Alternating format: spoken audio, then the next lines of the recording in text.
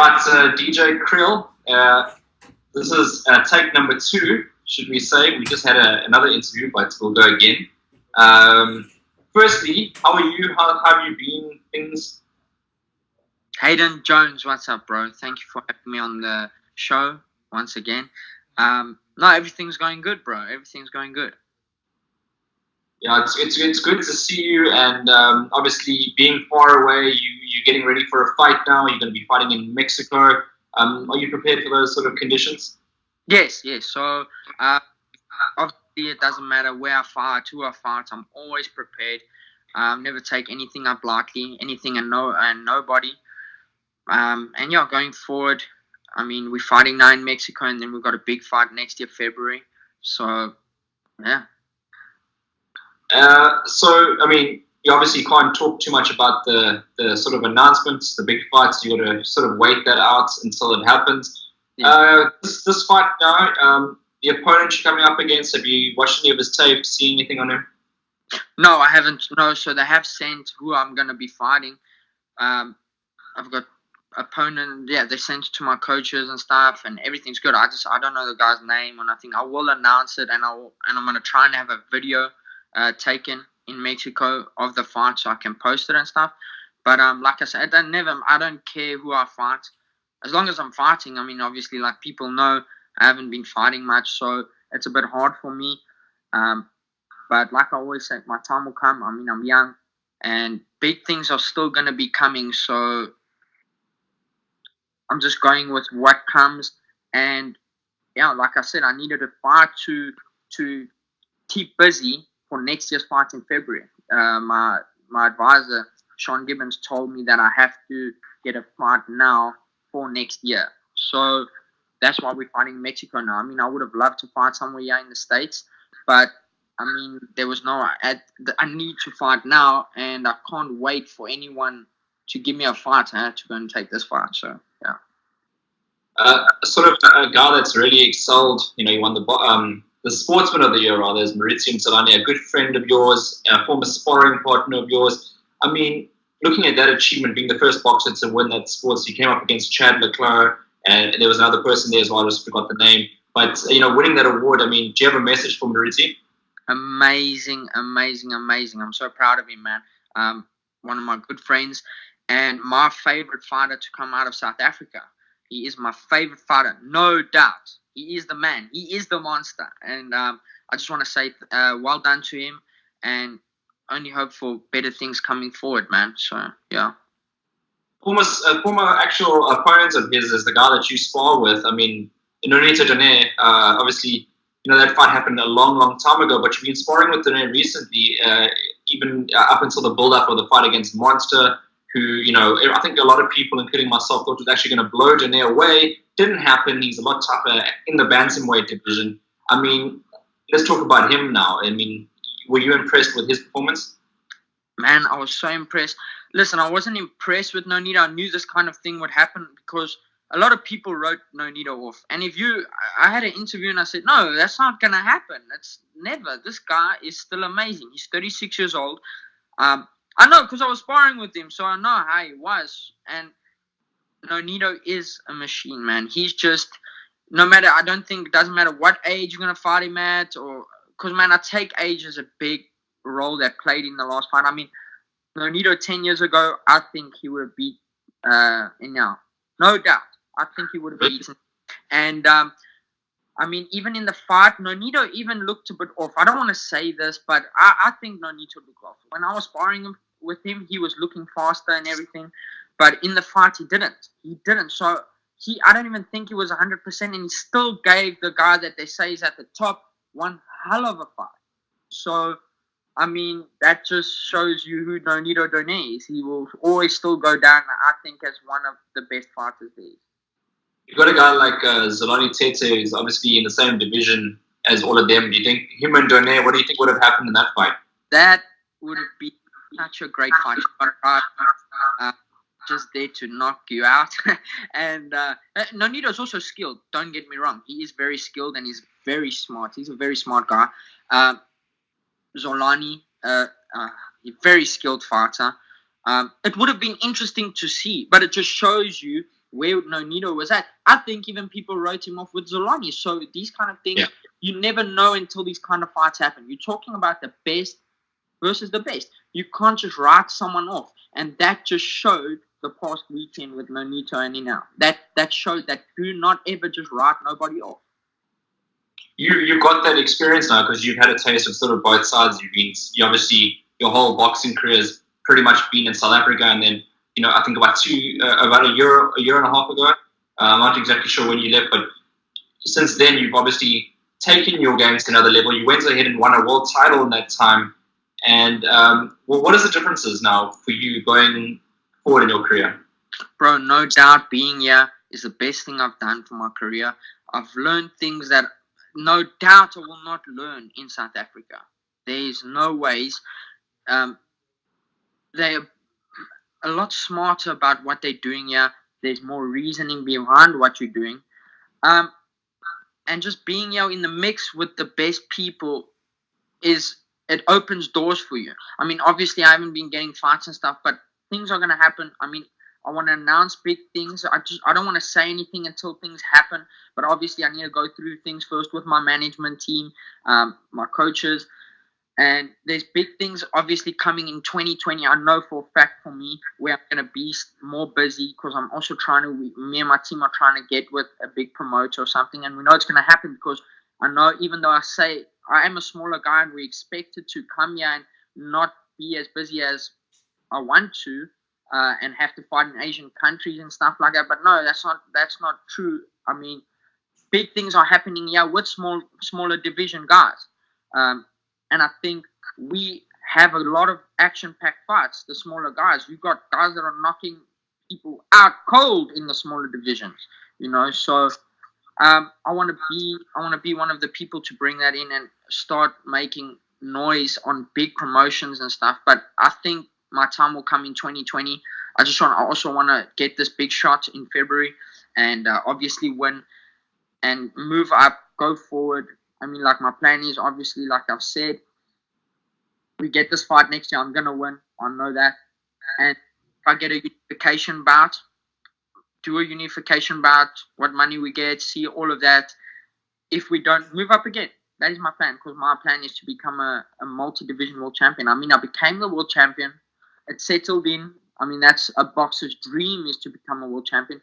What is there after that, though? I wasn't satisfied, which amazed me. It was like 2 months, and I was like, I want something more. And I just want more all the time, which is good for me because it keeps me hungry, I mean, I'm this young South African kid coming over here to America with a dream.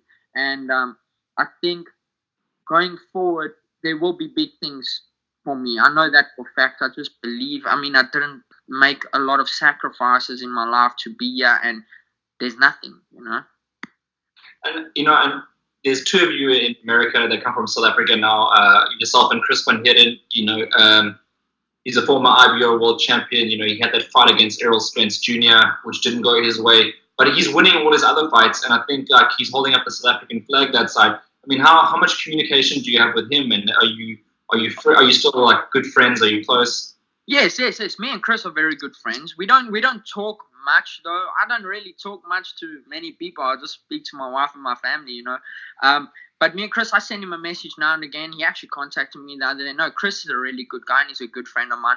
There's big things happening for him. I mean, there was a guy from Top Rank in the gym the other day, big manager from Top Rank, and he was telling me about Chris and big things are coming forward. I mean, he's also one of the guys who are trying to get me a shot at trying to get promoted by Top Rank.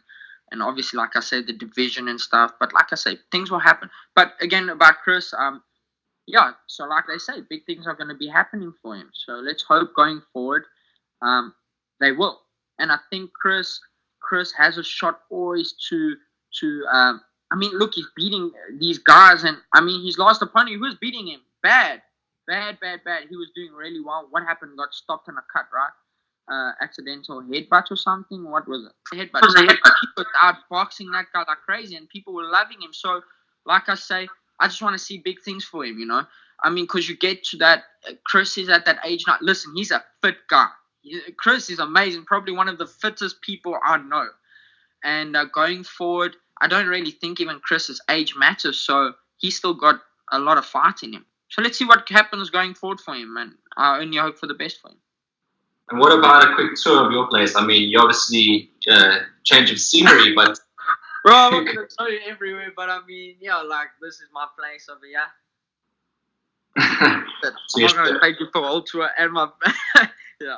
Like a cribs for us. There we go. Yeah. Obviously, passing by when you do that sway, you got a PlayStation there. Obviously, keeps you busy throughout the day. I mean, what do you get up to during the day? So yeah, I'm always in the gym. Like we train, and then most of the time I'll come home and speak to my wife most of the time, and I play a lot of games. Like I mean, if she goes and sleeps, like that's what I do. I play games. Otherwise, I am in the gym most of the time. Like after training, I still stay in the gym. Like I said, you always got people coming into the gym, top prospects. Guys like James Toney coming into the gym. Like the other day, he was there. So you excited. You want to be in the gym. You in the mix with the top people, and that's what you want as a fighter like me from South Africa. You want to be in the mix with these people. These people get to know you. I mean, I've met a lot of these guys. They speak to me because I mean, they know I'm a world champion. My coaches and stuff always talk about me in the gym. So I'm in the mix with these guys, which is great for me, and I think great for my career. Well, that's another thing. I mean, obviously you're in a foreign country. Hopefully one day you get the opportunity to naturalize as well, and maybe move, or I don't know what the plan is, but who knows? I think everyone has the American dream. Do you get the respect over there that you get? Because I know people in South Africa really like you, particularly in the East Rand. Do you get that sort of respect in the US or not yet? No doubt, people love me. I mean, I like everybody over here. I've really got to know a lot of people here. I got a lot of new friends and stuff. And people are good to me. I mean, in a boxing gym, we're all the same. We all here to work, and we come here from different places. There's boys that come over here from all over the world, different places in different states in America. They all here to do what I do. So we all here for a reason, man, is to, become the best, support our families. So, I mean, everybody's humble in a boxing gym. Now and again, you'll get a guy that's obviously got a lot of attitude or something, but then again, we all still get along, I guess, Like I said, we're all in the same boat. And hold on, you said the East Rand. I hope everybody loves me back from South Africa, bro. Yeah, no, I'm joking. You obviously got the beard now. Do you ever miss Archie saying, boxers, make sure you're all shaved tomorrow? Do you ever miss? Gosh, bro, I don't know. I don't understand that. There's two things I can tell you right now that I don't like about South African boxing. I just don't understand. That's one of them. A beard doesn't make sense to me. Secondly, a coach not allowed to be giving, screaming in the corner and stuff. I don't get that because I see that all the time. Yeah, so it doesn't make sense to me. There's a lot of things that don't make sense to me sometimes about South African boxing, but that is what it is. You fight in that world title fight. You obviously got. I'm pretty sure you got booed by the opposition fans because they would have wanted your point. Although the fight game is in America now and stuff, do you ever wish that sort of South Africans could come over and show their support by any chance?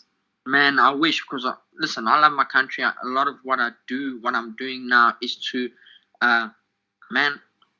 show my flag. Raise my flag up high.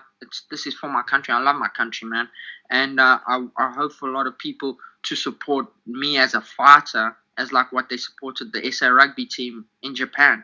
I just wish I can get that, and I wish for my friends like Marutim Talani, Hickey Butler, Kevin Lorena, all these guys. I just hope for them to get behind us like they did for the SA rugby team the other day. I mean, we doing the same thing as what they're doing, trying to hold our flag up high. I just want South African people to get behind us in the boxing game, like it should be. I mean, we're there to hold our flag up and, have the support that we would love. And I'd love for people to come and watch me. Obviously, I know it's expensive, but there's a lot of people that can afford to come over here, no doubt. So I'd love that. I mean, when I fought in LA, there's a lot of Mexican people that stay in LA, so you can just imagine they were there to support that guy, Licona, and came out there. They were booing me. Talk about one thing about that is I wish that I never only fought in Gauteng, and I always wanted to fight in the Eastern Cape, and I think being booed or something and having that adversity against you, uh, fighting in a different crowd and people against you. I wish I had that before I had the title fight. But then again, it all happened. I won. That's all that matters. So going forward, I mean, I've got a lot of supporters over here now. Like I said, people like me over here. I'm cool, and I mean, I can box, no doubt. So obviously, they have to be on my side. Your name, your nickname, is it Bamuza? Yeah, Bamuza. Is it staying? Is that here to stay? No, it's there to stay. Okay. That from SABC. Shout out to him. What does it mean? It means a bomb. So there's bombs in these small hands, bro. so is that a preemption for your fights in Mexico? Are you looking to stop the guy? Listen, I never want to say I'm there to stop anybody. You know me, I love to box. I want to outbox people. That is my goal. If I can stop someone in the last round, great for me. I love that. That's cool, I'd love to stop people because obviously people, that sells. Like knockouts sell, obviously, and especially for a smaller weight division to get known, stopping people will be good for you. So, yeah, I'd like to stop people, but I want to box too. I want to box. And for this fight coming up, I actually want to get some rounds in. Obviously, I haven't fought since February. I want to get some rounds in and for the fight next year. Listen, like I've said before, I'm going to Mexico. Like guys have told me over here, those guys are there to fight, man. They're there to feed their family. If they get win, they can maybe get a shot here in America to fight for a little bit bigger money. So they're there to fight, man. So I'm expecting a fight. I'll never take no one up lightly. So going there, I'm always ready. And, yeah. I'm assuming that your biggest motivation is obviously, you came all the way to America. You didn't go there all the way for nothing. To come and get that world title again in a different it would be a different weight division. Am I correct? Yes. So if you moved up a one weight division to become a 2-weight division world champion is your next goal. How easy or how hard do you think it's going to be? Listen, I've grown. I have grown. I felt it in my body. So moving up is the best thing I think I can do right now. I don't want to go back down. There's no use for me. And it's like I fought for the world title, and then we were gonna move up anyway. Obviously, there was a few things that came into why I moved up and why I vacated. But I think moving up, I've grown into it though. I've been working with bigger guys, and so it doesn't really matter. I think. Listen, if you're technically better than another fighter, being big, being more powerful, having more speed, I don't think that really comes into. If you're smarter, there was guys that were smarter than my guy. You know who I'm gonna say, Floyd Mayweather, bro. There was guys that were faster than him, stronger than him, bigger than him. He outsmarted them. So it's not always about. So I think I've filled out, and I'm always growing. I work conditioning over here and stuff. I am growing. I'm getting more muscular and stuff. So I know I'm gonna have to move up, and I want to, like I've said, I wanna become like a world champion at bantamweight on 1854, I think. So I wanna become a world champion up until bantamweight, and if more, we'll see how my career goes. I have to obviously see how my career goes. You never know. I'm not saying I want to become a Pacquiao and go 8 divisions. You got to be realistic about it, But I see myself going up to 118 in a few years. Whenever you mention Floyd Mayweather, the first thing that shoots to my mind is Uncle Eric Nienaber. Every time I even bring it up, but he specifically mentions you. He says, I showed DJ the Oscar De La Hoya highlights. And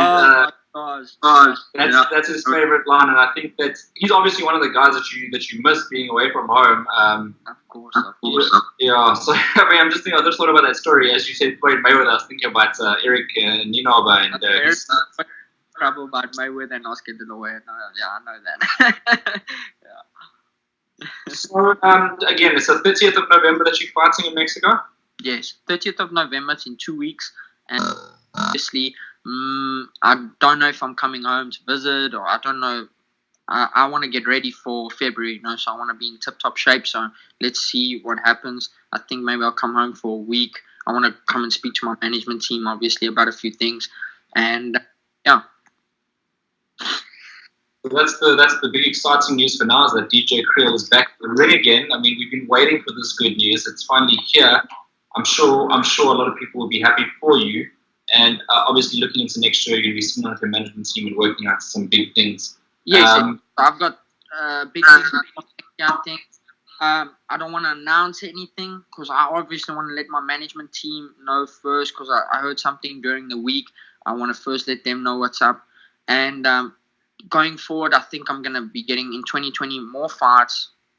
A few more things will be happening for me. I mean, I'm young and I say that, but I do want to fight. I wish I could fight every second weekend, but I mean, hey, this is the world. Ugly things happening in the world. You just got to go with it. There's bumps in the road, and you just got to deal with them. There's a lot of things. I mean, I think I'm going to have a great story one day when I retire. I'm going to have a hell of a story to tell people because they don't understand what I've been through, man. You know, through my life, being over here, going through what I'm going over here, not fighting, all these kind of things. So, it'll be interesting, yeah. Well, I mean, thanks again for taking time out of your day to have a chat with us here at SA Boxing Talk. I've always always appreciated and always done interviews with yourself, and it's good to see that even though you're in America, we can catch up and talk about your upcoming fixtures and just about life in general. There are guys that are fighting really soon. For one's a family member, as Leighton Gloss is fighting, Ashton Davis is fighting, and one of his good friends, Maurizio and Savannah, also fighting relatively soon.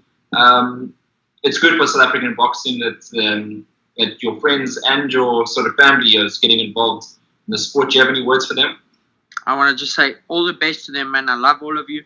I always think about all my friends back home. I mean, there's even a fight on that's happening, the Super 4 or something. Those are all my friends. I don't want to say who's going to win, who I think is going to win. They're all my friends, and I hope for the best for you guys. It's going to be an interesting tournament. Going forward, boxing wins. Let's say it like that. Boxing wins. It's going to be an interesting tournament. We're going to see some good fights. My cousin Leighton, good luck to him. He's fighting on the 30th.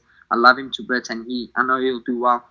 Good luck to my other friends, going forward. I just hope for the best, man. That's all I want. I just want the best for everyone,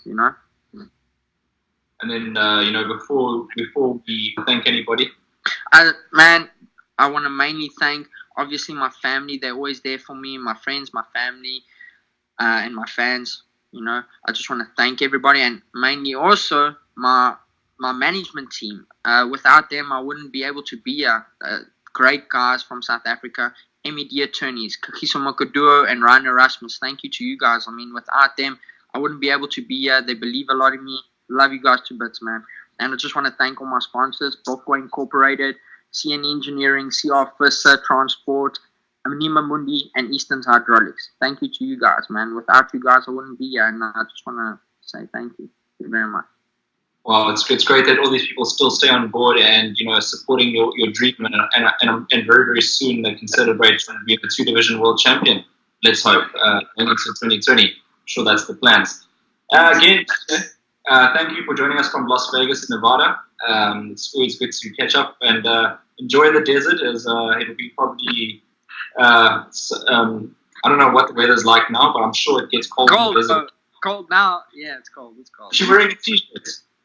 Oh, yeah, because I'm inside. There's a heater and everything inside. But it is cold. It's colder than usual. Yeah.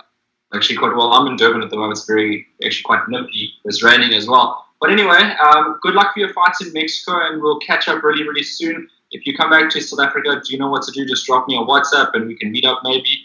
And, yeah. Do that, we'll take it. Thank you, Hayden. Thank you for having me on the show. And thank you to everybody in South Africa, man. Just be behind us, like I was saying, Yeah, thank you to everyone. Great to be on the show, bro. SA Boxing Talk. Bam!